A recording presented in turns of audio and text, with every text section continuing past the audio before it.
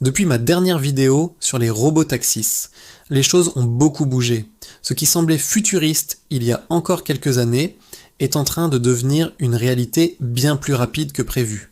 Et ce N est pas seulement une histoire de technologie, CE est une transformation complète de nos villes, de nos métiers et de notre rapport à la mobilité.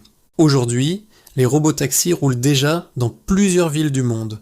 En Chine, Baidu Apollo transporte des milliers de passagers chaque jour. Aux États-Unis, Waymo a augmenté sa flotte et étend progressivement ses zones, et Tesla continue de teaser son propre service, avec un modèle totalement autonome annoncé pour 2026.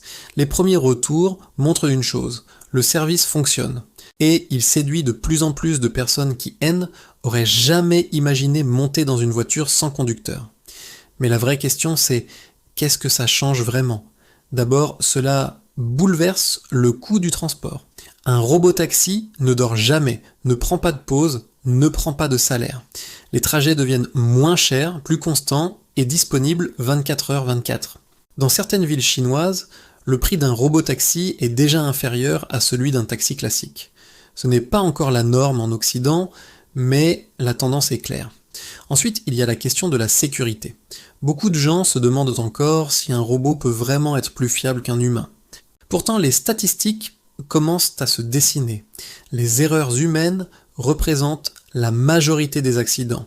Et quand on retire la fatigue, la distraction, l'alcool et les imprévus, les chiffres s'améliorent. Les robotaxis ne sont pas parfaits, mais ils progressent à chaque mise à jour. Et dans certaines villes chinoises, ils sont déjà considérés comme plus sûrs que les chauffeurs humains. La crainte du piratage revient souvent dans les commentaires. Et c'est normal, mais ce qu'il faut comprendre, c'est que ces véhicules sont surveillés en continu par des centres de contrôle. Ils disposent de plusieurs couches de sécurité, de systèmes de coupure et d'un monitoring constant. On est très loin d'une simple voiture connectée qu'on pourrait détourner. Est-ce impossible à pirater ? Non, rien ne l'est, mais pour l'instant le risque est extrêmement faible comparé au risque d'accident humain. Alors qui sera le plus touché par cette révolution?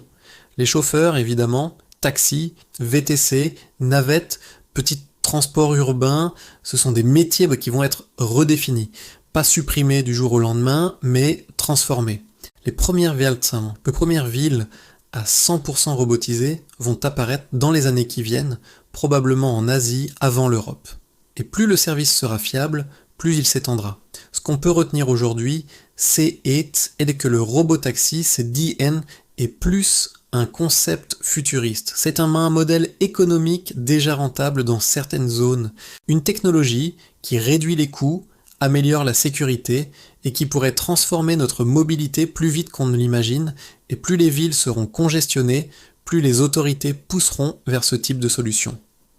La vraie question maintenant n'est plus « est-ce que ça va arriver ?» La vraie question est « quand est-ce que ça va arriver chez nous ?»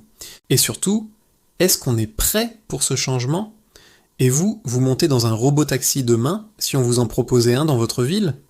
Dites-le moi dans les commentaires.